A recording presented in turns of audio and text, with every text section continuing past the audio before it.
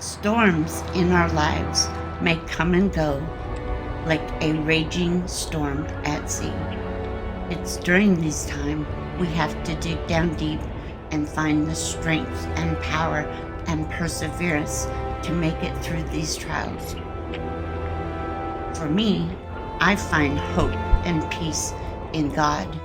He gives me a new perspective that inspires me and gives me peace. This channel is for anyone.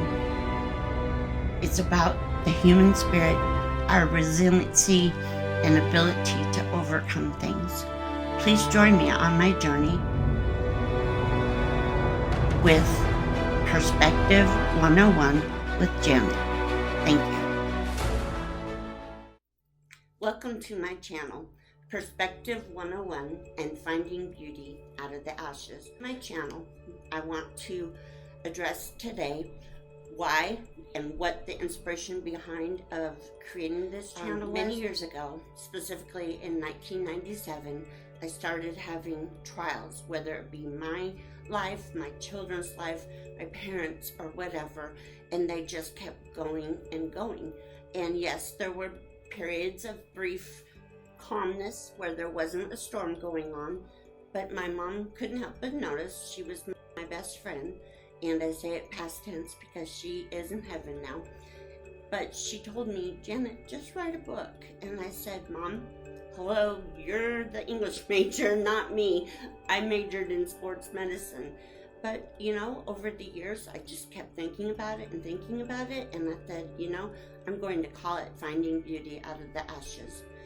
And the inspiration for that is because some of the things I'm going to talk about are my son struggles with cerebral palsy, my older sons walk with Hodgkin's lymphoma, his radiation, his chemotherapy, his stem cell transplant. I'm going to talk about all of my surgeries, which exceed 50, and all the hospitalizations, and my mental illness diagnosis. I had a head injury, and I went through a divorce, my weight struggles, and also I had, past tense, because God got rid of this for me, I had a prescription opioid addiction. So, you might say, well, I don't have any of those, so this channel's not for me. Well, suffering is universal. It's the same heartache and the same physical pain across the world, any race, any gender, any nationality. We all know pain. And so, it's a universal thing, like I said.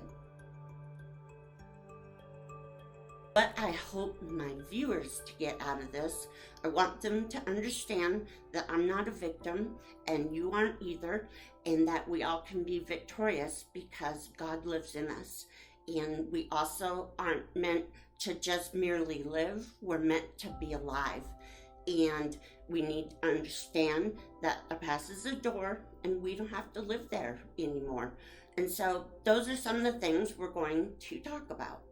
And then you may notice I have, if you continue to watch my channel, you'll notice that I have a theme of gemstones and diamonds. And yes, they're beautiful, but there is inspiration behind that. You see, gemstones and diamonds, they go through 7,700 degrees Fahrenheit while being made. And just for perspective, when we get a temperature of 100, 101, 102, we're miserable. So just imagine how hot that is. So just perspective. Another perspective is pounds per square inches. Well, I'm not a physics teacher, but I did look it up. A diamond or a gem withstands 725,000 pounds per square inches. A woman's high heel is 2,000 pounds per square inch. So this is 262 times greater. However, even diamonds, if they surpass a certain temperature, they will melt and dissolve into ashes. But as humans, the Lord promises us in the book of Isaiah, verse 61, bestow upon them a crown of beauty instead of ashes. When we die as believers, we are right in the presence of the Lord, and He is going to wash those ashes of death right off of our forehead, and we're going to be given a crown of beauty. And for me, I hope it has diamonds and sapphires. And no, I'm just kidding. I'm sure what the Lord gives me is going to be beautiful. But that was my inspiration for beauty out of the ashes and perspective. But sometimes, I'm going to be honest, earlier on with my walk with God, I was angry with Him. I couldn't understand why a good and loving God would allow a child to have cerebral palsy.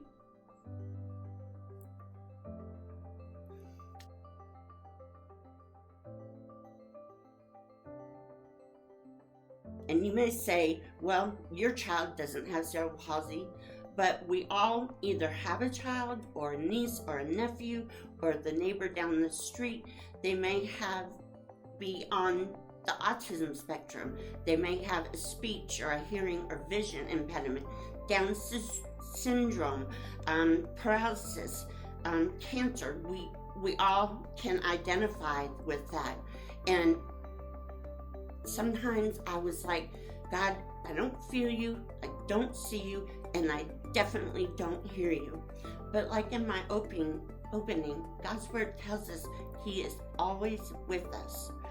And that faith is defined as what is evident by not what is seen, but what is unseen. And that's kind of a juxtaposition, because we live in a society where there's DNA at a trial, there's forensic science that are 100% objective and can prove a major point. And also with medical diagnosis, we have lab work, CAT scans, MRIs, tests. And so, like I said, we live in a society where we demand objective proof. But faith, it's a choice. It's a choice to choose hope in God's worth and live your life differently. And sometimes the only hope I could find was knowing that someday I will have a perfect body in heaven. We are wise to gain perspective like this. I want to give you two brief examples, one of which was a book I read to my children. And even though it's a children's story, we can all identify with this. It was called The Crippled Little Lamb. And it was about a lamb that couldn't go out into the pasture and play on Christmas Eve because the lamb couldn't walk. But instead, the mother took him inside and said, "It's okay, you're going to stay and keep baby Jesus alive." So sometimes we just have to dig down deep to find hope, to get that perspective. And another beautiful, to me, perspective goes with, you'll see the corner, the plaque that says, "It is well with my soul." And when I first heard that song, I was like, well, great, that person, life is all rainbows and butterflies. But you know what? Something convicted me, and I decided to look it up. And this man, the author of the song, Horatio Spafford, he just lost his business in a fire. So for he and his wife and their 4 daughters, they planned a vacation across the Atlantic. At the last moment, Mr. Spafford had to stay behind, and he put his daughters and wife on the ship that they had planned to go in.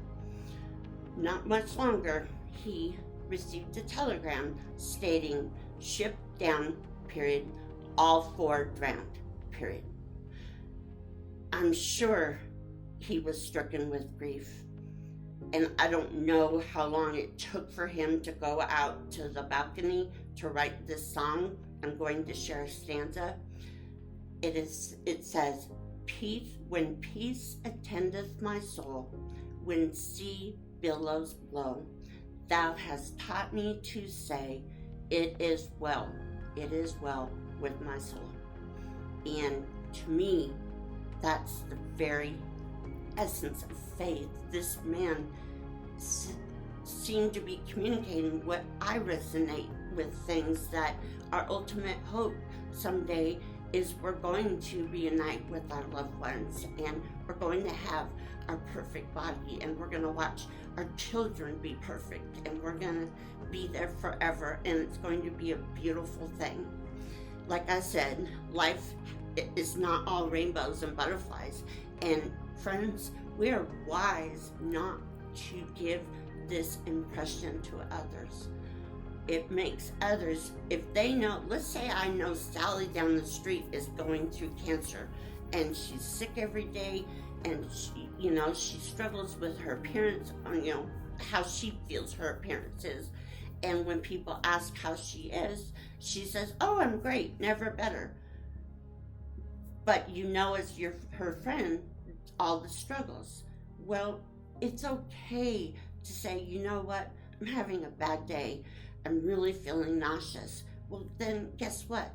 That means maybe a friend will make homemade chicken noodle soup and some Sprite and bring it to her. We're not allowing people to bless us if we deny people the truth, if we are not transparent with them.